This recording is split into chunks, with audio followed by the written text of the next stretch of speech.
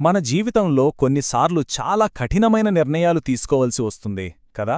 మన డ్యూటీ ఏంటో మనకు బాగా తెలుసు, కాని దాన్ని చెయ్యడం మాత్రం చాలా భారంగా, కష్టంగా అనిపిస్తుంది. మరి ఇలాంటి క్లిష్టమైన పరిస్థితుల్లో ప్రాచీన జ్ఞానం మనకు ఎలాంటి దారి చూపిస్తోందో ఈ విశ్లేషణలో చూద్దాం. మనలో చాలామందికి ఎప్పుడో ఒకప్పుడు ఈ ప్రశ్న ఎదురయ్యే ఉంటుంది. ఓ పెద్ద బాధ్యత మన ముందున్నప్పుడు అనుమానాలు, సంశయాలు మనల్ని వెనక్కి లాగుతూ ఉంటాయి. మరి అలాంటి టైంలో మన దారి ఏంటి? ఈ ప్రాథమికమైన ప్రశ్నతోనే మన అన్వేషణ మొదలుపెడదాం. మన ఈ కథ ఒక పెద్ద సంక్షోభం మధ్యలో మొదలవుతుంది. వెళ్లాల్సిన దారి క్లియర్గా కనబడుతున్నా మన ఇమోషన్స్ వల్ల ఆ దారిలో అడుగుపెట్టడం చాలా కష్టంగా ఉంది.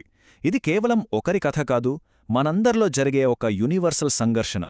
అవును, ఈ ప్రాచీన గ్రంథం పర్సనల్ ఫీలింగ్స్కి, చెయ్యాల్సిన పనికి మధ్య జరిగే గొడవ గురించే మాట్లాడుతోంది. ఒక యోధుడు తన సొంత వాళ్లకి వ్యతిరేకంగా పోరాడటానికి వెనకడుగు వేసినప్పుడు అతను ఎదుర్కొనేది కేవలం బయటి యుద్ధాన్నే కాదు, తనలో తాను చేసుకునే ఓ పెద్ద నైతిక పోరాటాన్ని కూడా. మరి ఇంత పెద్ద డైలమాకి సొల్యూషన్ ఏంటి? ఇక్కడే మనకు స్వధర్మం అనే ఒక కీలకమైన కాన్సెప్ట్ పరిచయం అవుతోంది. ఇది జస్ట్ ఒక పదం కాదు, మన పనులకు దారి చూపే ఒక పవర్ఫుల్ ప్రిన్సిపల్. ఈ శ్లోకం చాలా ఇంట్రెస్టింగ్. దీని లోతైన అర్థమేంటంటే, వేరే వాళ్ల డ్యూటీని మనం పర్ఫెక్ట్గా చేయడానికి ట్రై చేయడం కన్నా, మన కోసం నిర్దేశించిన పని, మన నేచర్కి సెట్ అయ్యే కర్తవ్యాన్ని కొన్ని తప్పులతో చేసినా సరే అదే చాలా గొప్పది అని చెబుతోంది. సో సింపుల్గా చెప్పాలంటే, స్వధర్మం అంటే మనకు ప్రత్యేకంగా ఉన్న డ్యూటీ. ఇది ఎవరో బయటినుంచి మనపై రుద్దింది కాదు, మన లోపలి స్వభావం నుంచే వస్తుంది. మన సహజమైన గుణాలకు, మన టాలెంట్స్కి ఏది కరెక్టో అదే మన స్వధర్మం. సరే, ఈ కాన్సెప్ట్ని ఇంకా బాగా అర్థం చేసుకోవడానికి మూలగ్రంథం నుండి ఒక పవర్ఫుల్ ఉదాహరణ చూద్దాం. క్షత్రియుడు అనే పదంలోనే దాని అర్థముంది. చాలా ఆసక్తికరంగా ఉంటుంది. అతను కేవలం ఒక యోధుడు కాదు, అతనొక ప్రొటెక్టర్. క్షత్ అంటే హాని, త్రాయతే అంటే రక్షించేవాడు. ఎవరైతే ఇతరులను హాని నుండి కాపాడతారో వారే నిజమైన క్షత్రియుడు.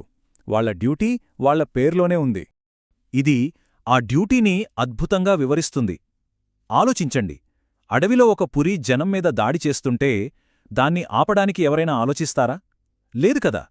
అలాగే సమాజానికి హానిచేసే అన్యాయాన్ని ఎదుర్కోవడం ఒక క్షత్రియుడి ప్రాథమిక విధి. అది చాయిస్ కాదు, వాళ్ల బాధ్యత. సరే, ఒకవేళ ఆ క్షత్రియుడు తన డ్యూటీ చేస్తే ఏమవుతుంది, చేయకపోతే ఏమవుతుంది? యాక్షన్ తీసుకున్నా తీసుకోకపోయినా రెండింటికి కొన్ని సీరియస్ పరిణామాలుంటాయి. అవేంటో ఇప్పుడు చూద్దాం. ఇక్కడ మనకు రెండు దారులు స్పష్టంగా కనిపిస్తున్నాయి. ధర్మం వైపు నడిస్తే రిజల్ట్ ఏదైనా మంచే జరుగుతుంది. యుద్ధంలో చనిపోతే వీరస్వర్గం, గెలిస్తే గౌరవం, రాజ్యం. కానీ డ్యూటీ నుంచి పారిపోతే మాత్రం పాపం, అపకీర్తి, ఎప్పటికీ పోని అవమానం తప్పవు. ఇది చాలా చాలా పవర్ఫుల్ స్టేట్మెంట్. అంటే భౌతికంగా చనిపోవడం కన్నా సమాజములో గౌరవం కోల్పోయి బతకడం చాలా భయంకరమైనది. ఒక ఆత్మగౌరవమున్న వ్యక్తికి తన పేరు చెడగొట్టుకోవటం బతికుండగానే చనిపోవడంతో సమానం. అంటే చూడండి, డ్యూటీ నుంచి తప్పుకుంటే వచ్చేది అపకీర్తి మాత్రమే కాదు, పెరికివాడు అని నిందలు పడాలి, శత్రువులు చేత మాటలు పడాలి, అన్నింటికన్నా ముఖ్యంగా పాపం మూటగట్టుకోవాలి. ఇవన్నీ ఒకదానికొకటి ముడిపడి ఉన్న పరిణామాలు. సరే, ఇదంతా విన్న తర్వాత ఫైనల్గా మనం ఏమర్థం చేసుకోవాలి? ఈ మొత్తం చర్చ మనల్ని ఎక్కడికి తీసుకెళ్తోంది? ఇప్పుడు ధర్మం యొక్క అసలు సారాంశం చూద్దాం. ఈ ఒక్క శ్లోకం మొత్తం విషయాన్ని మనకు క్లియర్గా చెప్పేస్తోంది.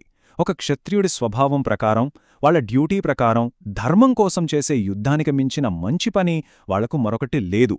వాళ్ల అసలైన శ్రేయస్సు వాళ్ల స్వధర్మాన్ని పాటించడంలోనే ఉంది. సో ఫైనల్ మెసేజ్ చాలా స్ట్రేట్ ఫార్వర్డ్ అండ్ క్లియర్. అనుమానాల్ని, భయాల్ని పక్కన పెట్టి ఎవరికి వారు తమ నిజస్వభావానికి, తమ స్వధర్మానికి కట్టుబడి ఉండాలి. యాక్షన్ తీసుకోవలసిన టైం వచ్చినప్పుడు ముందడుగు వెయ్యడమే సరైన మార్గం. ఈ ప్రాచీన సూత్రం మన ఇప్పటి జీవితాలకు కూడా అప్లై అవుతుంది. మనలో ప్రతి ఒక్కరం డాక్టర్లుగా, టీచర్లుగా, తల్లిదండ్రులుగా, ఆర్టిస్టులుగా ఇలా రకరకాల పాత్రలు పోషిస్తుంటాం. మరి ఈ కాంప్లెక్స్ రోల్స్ మధ్యలో మన అసలైన స్వధర్మం ఏంటి? దాన్ని ఎలా గుర్తించాలి, ఎలా పాటించాలి? ఇది మనం ఆలోచించాల్సిన ప్రశ్న.